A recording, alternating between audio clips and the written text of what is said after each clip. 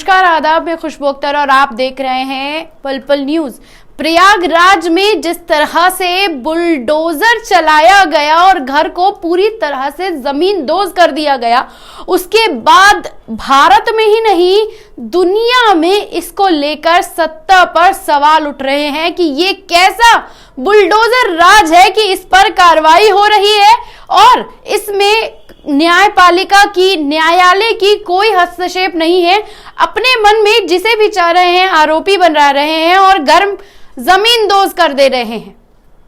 मोहम्मद जावेद को लेकर जो ये मामला पूरा सामने आया, उसके बाद हर जगह सरकार की थू-थू हो रही है। थू-थू इसलिए भी कि सिर्फ पत्थरवार के नाम पर किसी को आरोपी बनाकर उसके पूरे घर को जमींदोज करके उसे बर्बाद कर दो। और ये किसके साथ हो रहा है ये आपको बताने की मुझे खास जरूरत नहीं है। और इसी मामले को लेकर जब सुप्रीम कोर्ट पहुंच गए, तमाम लोग तो सरकार को फटकार लगाते हुए सुप्रीम कोर्ट ने जो कहा है हम आपको जल्दी से बताए चलते हैं। उत्तर प्रदेश में हिंसा के बाद आरोपियों के घर पर बुलडोजर से तोड़े जाने को लेकर सुप्रीम कोर्ट ने कहा है कि कानून के दायरे में ही ऐसी कार्रवाई होनी चाहिए। कोर्ट ने यूपी सरकार से 3 दिन में जवाब देने को कहा है। हाल ही में कानूनी प्रक्रिया का पालन किस तरीके से किया गया कि एक आम आदमी का घर तोड़ दिया गया, इसीलिए सुप्रीम कोर्ट ने बुलडोजर की कार्रवाई जो लगातार चल रही है उस पर रोक लगाने से तो मना कर दिया। लेकिन इस संबंध में डाली गई याचिका की अगली सुनवाई 21 जून को जरूर होगी और याचिका में क्या कहा गया है यह भी जान लेना जरूरी हो जाता है, क्योंकि सुप्रीम कोर्ट ने इस याचिका को जमीयत उलेमाए हिंद की तरफ से डाला गया था और इसमें आरोप लगाया था कि यूपी सरकार खास समुदाय को टारगेट कर रही है और उनकी संपत्तियों पर बुलडोजर ढा कर उन्हें बर्बाद कर रही है। याचिकाकर्ताओं का यह भी आरोप लगाया है कि ऐसी कार्रवाई से पहले कोई नोटिस नहीं दिया गया। याचिका में मांग की गई है कि कई कोर्ट राज्य सरकार के निर्देश देकर अपने मनमाने ढंग से संपत्तियों को जमींदोज कर रही है, जिसमें आम आदमी बर्बाद हो रहा है। एक रिपोर्ट के मुताबिक justice AS Bopanna, justice Vikram Nath के वेकेशन बेंच ने सुनवाई करते हुए कहा है कि हम कार्रवाई पर रोक तो नहीं लगा सकते, हम कह सकते हैं कि कानून के अनुसार ही इस तरह की कार्रवाई होनी चाहिए। हम नोटिस जारी कर रहे हैं कि सरकार को 3 दिनों में जवाब देना होगा और इस बीच याचिकाकर्ताओं की सुरक्षा को भी पूरी तरह से ध्यान में रखकर उनको सुरक्षा दी जाए। यह भी समाज का हिस्सा है। अगर किसी के पास कोई शिकायत है तो उसको समानाधिकार है। जमीयत की ओर से वकील सीयू सिंह ने कोर्ट में कहा है कि यूपी में जो हो रहा है वो असंवैधानिक है। उन्होंने कार्रवाई पर रोक करने की मांग तो लगाई है, लेकिन रेगुलेशन ऑफ बिल्डिंग एक्ट के मुताबिक संपत्ति के मालिक को अपनी बात रखने का मौका दिया जाना चाहिए था और कार्रवाई नहीं होनी चाहिए थी। लेकिन कोई मौका दिए बगैर 4 घंटे में घर को जमींदोज कर दिया गया। उत्तर प्रदेश की अर्नब प्लानिंग डेवलपमेंट एक्ट 1973 के मुताबिक संपत्ति के मालिक को 15 दिन का नोटिस दिया जाना था। अपील दायर कर उन्होंने कहा कि 30 दिन का समय देना जरूरी था। यूपी में एक खास समुदाय को निशाना बनाया जा रहा है। लोगों को अपना पक्ष रखने का मौका दिया जाना चाहिए। यूपी सरकार क्या कर रही है कि मनमाने तरीके से उनके घर को जमींदोज कर रही है। वही सरकार की तरफ से तुषार मेहता ने अपनी बात को कहा कि यह पूरी तरीके से गलत है कि हम किसी समुदाय को टारगेट कर उन पर कार्रवाई कर रहे हैं। दिल्ली के जागीरपुरा में जिन ढांचों को हटाया गया, हमने देखा है कि वो किस समुदाय के लोग थे, लेकिन हमने पूरी कार्रवाई को कानूनी प्रक्रिया के तहत किया है और सारे नियम कानून का पालन किया गया है। जमीयत ने यह भी कहा था कि जिन अधिकारियों ने अवैध निर्माण के नाम पर बुलडोजर चलाए उनके खिलाफ भी कार्रवाई होनी चाहिए।